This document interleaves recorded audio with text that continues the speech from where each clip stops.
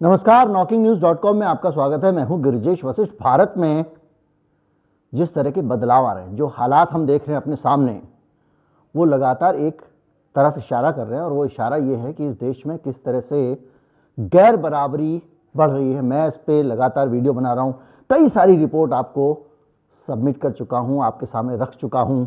तरह तरह की सरकारी रिपोर्ट, सरकार के अलग अलग आंकड़े, डाटा, लेकिन ये सारा डाटा कहां जा रहा है? अभी फिर आ गया, आज फिर 2-3 रिपोर्ट्स हैं।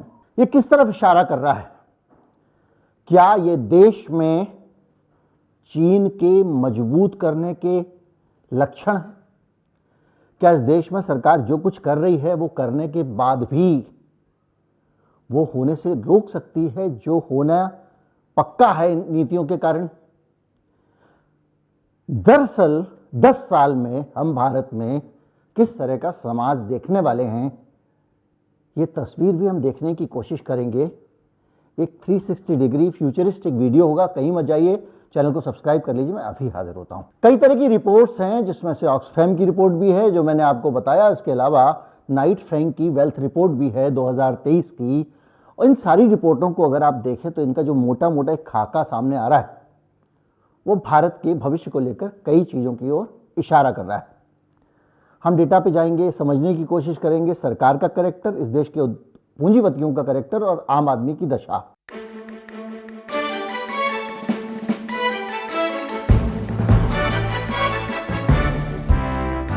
आंकड़े कहते हैं, पहले मैं अगर इस रिपोर्ट को ले लूं कि साल 22 में भारत के धनाढ्यों की संपत्ति और बढ़ी है।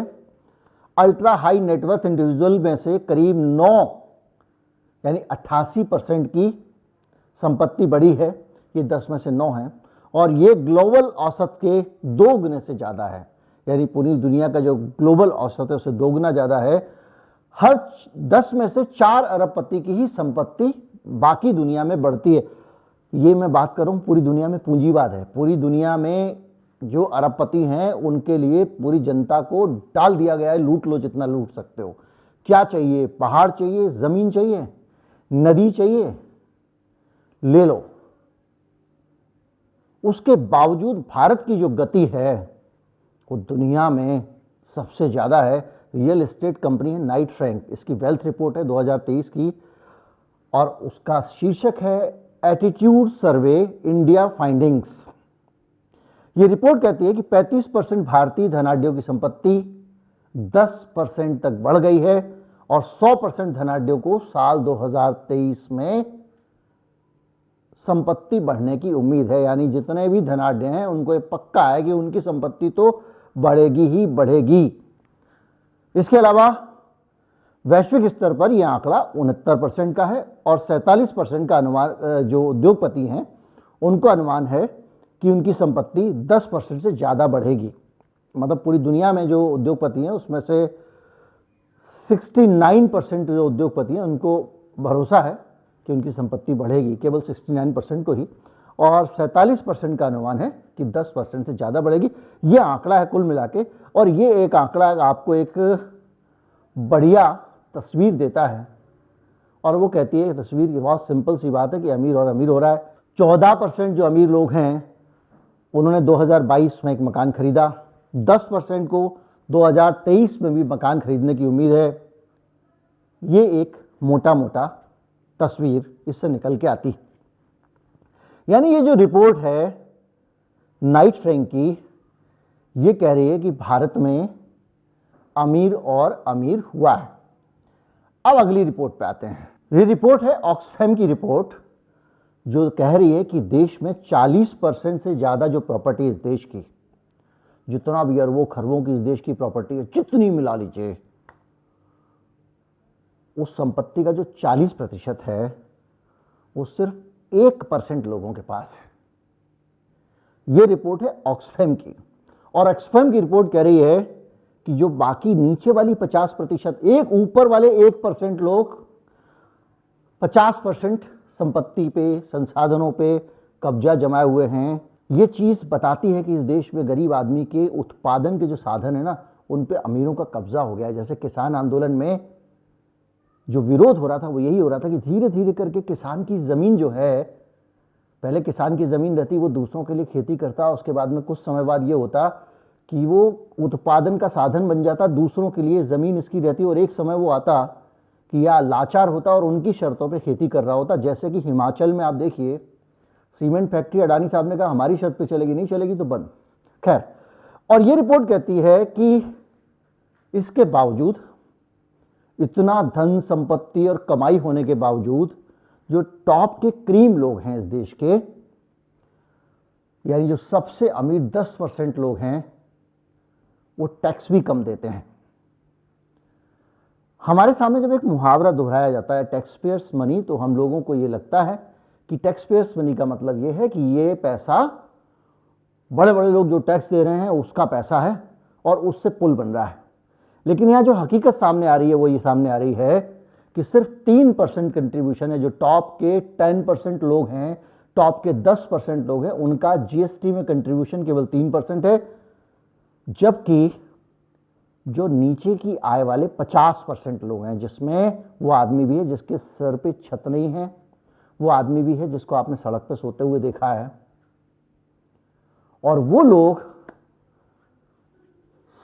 64% टैक्स देते हैं, नीचे के 50% लोग। ये ऑक्सफैम की रिपोर्ट है। इसके अलावा भारत की कुल संपत्ति में 40% से ज्यादा हिस्से पर 1% लोगों का कब्जा है, ये भी ऑक्सफैम की रिपोर्ट कहती है। और जो सबसे धनी लोग हैं उनकी कुल संपत्ति 27 लाख करोड़ रुपए हो गई है। पिछले वर्ष में इसने 33% की वृद्धि की है। अगर आप कोरोना पे जाएं तो कोरोना में इनकी संपत्ति और ज्यादा बढ़ी है, उस काल में उस पर भी मैं आऊंगा। लेकिन एक बात बताइए भाई, ये विंडफॉल टैक्स किस लिए होता है? अभी मैं इसके वो खतरनाक एस्पेक्ट पे आने वाला हूं कि चीन को इससे क्या लाभ हो सकता है, और भारत सरकार जो तरीके अपना रही है जनता पे कंट्रोल करने के, उनकी आज़ादी को काबू करने के, वो उसकी कितनी मदद कर पाएंगे। पहले ये आंकड़े सुन लीजिए, ये आंकड़े भी अपने आप में बहुत अहम है। ये आंकड़े लंबे हैं लेकिन कोई बात नहीं। अब ये कह रहे हैं कि इसके अलावा 30% बजट, भारत के 10 भारतीयों की कुल संपत्ति 27 लाख करोड़ रुपए हो गई है, जो कि 33% उनकी संपत्ति में वृद्धि हो चुकी है। अगर आज की तारीख में संपत्ति स्वास्थ्य और आयुष मंत्रालयों के 30 साल के बजट के बराबर है। इसके अलावा शिक्षा मंत्रालय के 26 साल के बजट के बराबर है, और मनरेगा के 38 साल के बराबर बजट के बराबर ये संपत्ति है। सिर्फ 10% लोगों की प्रॉपर्टी, ऊपर वाले। तो भैया इतने सारे पैसे जब एक तरफ जा रहे हैं तो कहीं ना कोई नीति में तो कुछ अंतर है। आप अगर पता करें तो कितने मुनाफे की इन चीज़ों में, कितने प्रॉफिट हो रहे हैं, सरकार कितनी रिबेट दे रही है, वो सब आपके सामने है। मेरे चैनल निकाल के वीडियो देखते जाइए। चिंता नहीं करता व्यूज़ कम आए ज़्यादा आए, लेकिन ऐसे अहम विषयों पर वीडियो ज़रूर बनाता हूँ।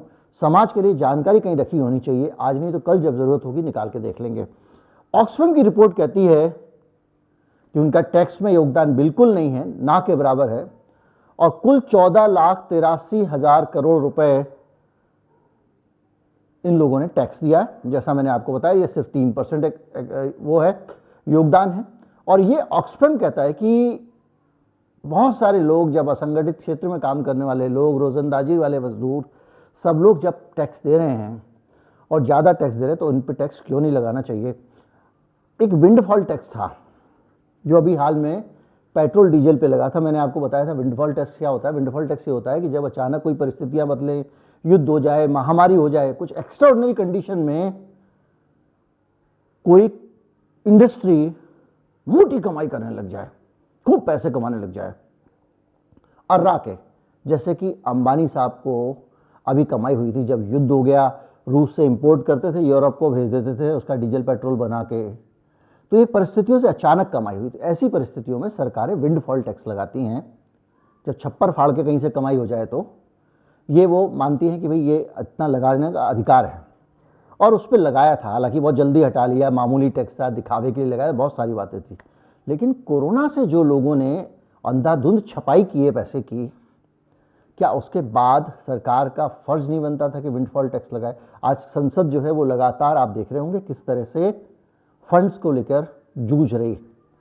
ऑक्सफैम की रिपोर्ट बताती है कि महामारी के दौरान नवंबर 2022 के आसपास अरबपतियों की दौलत में 121% का इजाफा हो चुका था और ये हर दिन 3608 करोड़ रुपए की प्रॉपर्टी इनकी बढ़ी है। और अरबपतियों की संख्या जो 2020 में 102 थी, 2022 में 1.5 गुने से बढ़कर 166 हो चुकी है। यानी वो जो ऊपर वाला तबका है ना, जब आप घर से निकल रहे थे आपको डंडा पड़ रहा था, आप दफ्तर नहीं जा सकते थे, कहीं नहीं जा सकते थे, सब्जी भी आपको कई जगहों पे नसीब नहीं थी, आप गली से बाहर नहीं निकल सकते थे अपनी, तो जब आप खाने के मोहताज थे, सैकड़ों हजारों लाखों लोगों को नौकरियां से निकाला जा रहा था, मजदूर पलायन कर रहे थे, हजार किलोमीटर सड़क पर पैदल पैदल चले जा रहे थे, तब हमारे देश में इनकी दौलत बेशुमार बढ़ रही थी। इससे आप अंदाज़ा लगा सकते हैं कि किस तरह की रवायत इस देश में हो रही है। रिपोर्ट बहुत लंबी है, इसमें कई सुझाव दिए गए हैं। इसमें यह भी कहा गया कि इनके ऊपर इकट्ठा एक बार में 2% टैक्स लगा दो। उस टैक्स को लगाने से बहुत सारी चीज़ें हो सकती हैं। इस देश में 5% अगर वन टाइम टैक्स लगाया जाता है तो 1.37 लाख करोड़ रुपए मिल सकते हैं। ये रकम भारत सरकार के स्वास्थ्य और परिवार मंत्रालय के बजट की 1.5 गुनी से ज़्यादा हो सकती है। ये सारी बातें हैं इस रिपोर्ट में। सर्वाइवल ऑफ रिचेस्ट रिपोर्ट का शीर्षक है। जो अर्थशास्त्र को जानते हैं, जो समाजशास्त्र को जानते हैं और जो सामाजिक अर्थशास्त्र को जानते हैं, वो अच्छी तरह से जानते हैं कि जब धन का ध्रुवीकरण होता है, गरीब और गरीब बनता है, अमीर और अमीर बनता है, धन का प्रवाह तेजी से अमीरों की तरफ होने लगता है, तो धीरे धीरे जो गरीब आदमी है वो उत्पादन के साधन खो देता है। जैसे मैंने आपको बताया कि किसानों के उत्पादन के साधन नीतियों के साथ खोने की नौबत आ गई थी। लड़ गए तो बच गए, अभी भी पता नहीं बचे कि नहीं। इस तरह से जब अमीर और अमीर तेजी से होता जाता है तो गरीब के पास कुछ नहीं बचता है। और अमीर से अगर आप ये उम्मीद कर रहे हैं, जो आदमी टैक्स नहीं दे रहा है, कि वो इस देश में गरीबों को उनका हक दे देगा, तो वो भूल जाइए। एक तस्वीर मैंने कल पोस्ट की थी फेसबुक पे, जिस तस्वीर में एक आदमी है जो सड़क के किनारे बैठा हुआ है और कंबल बेच रहा है। उसके पास ना तो गर्म कपड़े हैं ना कोई कंबल है, वो ठिठुर रहा है और कंबल बेच रहा है। ये इस देश का सत्य है, हकीकत है कि इस देश का जो आम नागरिक है उसको वो जो उत्पादन कर रहा है, जो सरप्लस जो वो वैल्यू एडिशन कर रहा है, उस वैल्यू एडिशन को में उसका हक बहुत कम है। अगर आप मान लीजिए एक 50 रुपए का कपड़ा लेके अगर उसमें 1000 रुपए का सूट बना देते हैं तो जो बना रहा है उसको 25-30 रुपये मिल जाएंगे, 50 रुपये मिल जाएंगे, बाकी मुनाफा कोई तीसरा ले जाएगा। वो जो तीसरे हैं वही अमीर हो रहे हैं, ये लोग हैं। तो जो धन का ध्रुवीकरण होता है, ऐसा जो हमारा एडमिनिस्ट्रेटिव सर्विसेज है उसमें भी सबको लोगों को पता है, तो उस गैर बराबरी से सोशल अनरेस्ट बढ़ता है। समाज में जो गरीब लोग होते हैं वो अपराध की तरफ जाते हैं और आखिर में फाइनली वो इस तरफ जाते हैं, इस नतीजे पर पहुंचते हैं कि उनके हक का जो पैसा था इस देश में, उनका जो अधिकार था वो छीन लिया गया है। तो जिसको आप वामपंथी, जिसको आप नक्सलपंथी या कुछ भी कह लो, उनका जो माइंडसेट, उनकी जो सोच है वो यही है कि हक का पैसा इनको मिलना चाहिए। अगर आप इस देश में ध्रुवीकरण बढ़ाते हैं, गरीब को और गरीब, अमीर को और अमीर बनाते हैं, अपनी पॉलिसीज में से रोकने की कोशिश नहीं करते हैं, तो वो जो विचारधारा है जो कहती है कि आप अपना अधिकार ले लो, उस विचारधारा को आप मजबूत कर रहे हैं। और जब वो विचारधारा मजबूत होती है तो इस देश में ये कहा जाता है कि वामपंथ का गढ़, कम्युनिस्टों का गढ़ चीन। यानी चीन के लिए आपके देश में अपनी आइडियोलॉजी को, अपनी विचारधारा को, अपनी सोच को तेजी से आगे बढ़ाने का इंतजाम कर रहे हैं। आप ये जो कुछ कर रहे हैं इसका लाभ लाल झंडे वाले देशों को मिलने वाला है, क्योंकि इस देश में जो गरीब तबका है, जो 50% आबादी है इस देश की, आप देख रहे हैं किस दशा में है, जो टैक्स दे दे के मरे जा रही है, एक आदमी खजाना भर भर के मजे कर रहा है। तो वो आबादी एक ऐसी वल्नरेबल आबादी है जो एक दिन अगर यही हालात बनते रहे तो हथियार उठा लेगी। ऐसा मैं नहीं कह रहा हूं, ऐसा दुनिया के बहुत सारे फिलोसफर्स लिख के गए हैं कि ऐसा होता है और ऐसा दुनिया के कई देशों में हुआ है। श्रीलंका में अभी थोड़ी अस्थिरता आई थी, जनता सड़कों पे थी, राष्ट्रपति भवन, राष्ट्रपति भवन सब पे कब्जा था, राष्ट्रपति को देश छोड़ के भागना पड़ा था। जब गरीब के पास खाने को नहीं बनेगा, गरीब के पास घर नहीं बचेगा तो क्या होगा। तो इस तरह का जो सोशल अनरेस्ट आता है उसको रोकने के लिए जो पूंजीवादी सरकारें होती हैं वो तरह तरह से जनता के ऊपर नियंत्रण करना चाहती है। भारत में सरकार पहले से इस तरह के नियंत्रण के इंतजाम कर रही है और वो इंतजाम ये है जैसे कि आप आधार, आपकी सारे बैंक अकाउंट, आपकी सारी धन संपदा सब कुछ आधार से जुड़ी हुई है। और अगर आप ज़्यादा क्रांतिकारी बनेंगे मान लीजिए कल के दिन, तो उनके पास एक बटन, एक कमांड से इस आधार से जुड़ा हुआ सारा लेन देन रोका जाता है। आपके अकाउंट के पैसे अकाउंट में गए, सारे पैसे गए, आपका यूपीआई काम नहीं करेगा, आपके मोबाइल फोन काम नहीं करेंगे क्योंकि उनसे आप कुछ नहीं कर पाएंगे। और धीरे धीरे करके ये जो रुपया आ रहा है, डिजिटल रुपया, तो आप रुपए का भी लेन देन नहीं कर पाएंगे। तो सरकार इस तरह की व्यवस्थाएं बनाने में लगी हुई है। मैंने आपको बताया किस तरह से चौराहे चौराहे पे जासूसी वाले कैमरे लगा दिए गए हैं, 50 चेहरे एक साथ एक फ्रेम में आइडेंटिफाई कर लेते, मेरे वीडियो है। और ये काम आगे बढ़ रहा है, इंटरनेट पे जो भी ट्रैफिक होता है वो सारा का सारा सरकार की नज़र में रहता है। तो सरकार जो मूल जड़ है असमानता, उसको दूर करने के बजाय ये जो बड़े बड़े बहुत बड़े अरबपति लोग हैं, पूंजीपति लोग हैं, कैपिटलिस्ट समाज है, देश की 1% जो क्रीम है, उस 1% क्रीम को प्रोटेक्ट करने के लिए देश का पूरा सिस्टम तैयार किया जा रहा है। तो बड़ा सवाल इस बात का है कि क्या ये आप जो सिस्टम बना रहे हैं ये काम करेगा, क्योंकि इसकी तोड़ भी तैयार हो गई। चीन में लोगों ने, मैंने वीडियो बनाया था, तैयार कर लिया। चीन में अभी एक और नई खबर आई है कि एक ऐसी ड्रेस तैयार कर ली है जो सीसीटीवी कैमरे को धोखा दे देगी। चीन में वो लोग यहाँ पे लेजर लाइट लगा लेते हैं ताकि कैमरा जो है वो फेस आइडेंटिफाई नहीं कर पाए, और कैमरे उनके फेस आइडेंटिफाई करने वाले हैं आंदोलनकारियों को पहचानने के लिए। जो हांगकांग में आंदोलन हो रहा है उसके दमन के लिए यही हो रहा है। उनके ऊपर नीली स्याही डालते हैं, उससे बचने के लिए छतरी इस्तेमाल करते हैं। इंटरनेट का इस्तेमाल नहीं करते ताकि उनको पकड़ लिया जाएगा, इसलिए वो क्या करते हैं, अपने वाईफाई के जरिए उन्होंने नेटवर्क बनाया हुआ, सारे मोबाइल फोन्स का वाईफाई टू वाईफाई कम्युनिकेट हो जाता है। जैसे आईफोन अगर आपका खो जाता है और जिसको मिला उसने मान लीजिए उसमें इंटरनेट कनेक्ट नहीं किया, उसने उसका सिम कार्ड भी निकाल दिया, तब भी जैसे ही नज़दीक का अगर उसके कोई आईफोन आएगा तो उसके वाईफाई टू वाईफाई वो कम्युनिकेट कर देगा कि ये फ़ोन यहाँ पे है, लोकेशन बता देगा। तो इस तरह से वो लोग भी नेटवर्क बना रहे हैं। तो आप ये मान के चलिए कि ये तरीके हो सकते हैं आपकी हमारी आज़ादी को काबू में रखने की, खामख्याली भी हो सकती है सरकार की, उसकी कोशिश है। क्योंकि जिस तरह का वातावरण बना रही हैं, जिस तरह से वेल्थ जनरेशन और ये सब शब्दों का इस्तेमाल किया जाता है, उसमें सरकार ये भी तैयारी कर रही है। लेकिन क्या ये तैयारी काम आएगी? क्या बेहतर हो कि हमको ये सब ना करना पड़े? क्या बेहतर हो कि चीन जैसे और दूसरे देशों को, जो भारत की डेमोक्रेसी है, अब भाई डेमोक्रेसी है तो है, अब ऐसी होती होगी, तो इस डेमोक्रेसी को अस्थिर करके अपनी वामपंथी कम्युनिस्ट विचारधारा को रोंपने का मौका मिलने वाला है। आने वाले 10 साल बहुत कुछ कहेंगे। इन 10 सालों में बहुत सारे संदेश होंगे, इन 10 सालों में बहुत सारी बातें होंगी, और ये 10 साल तय करने वाले हैं दुनिया में पूंजीवाद का भविष्य। क्योंकि पूंजीवाद पूरी दुनिया में है, लेकिन आर्थिक ध्रुवीकरण जितना तेज भारत में हो रहा है उतना कहीं पे नहीं है, ये रिपोर्ट कह रही हैं। इसलिए कहीं ऐसा ना हो कि पूंजीवाद के पतन की शुरुआत भारत से हो जाए। भविष्य कोई नहीं जानता, हम अनुमान लगा सकते हैं, स्पेकुलेट कर सकते हैं एनालिसिस के बेसिस पे, जो आज मैंने करने की कोशिश की है।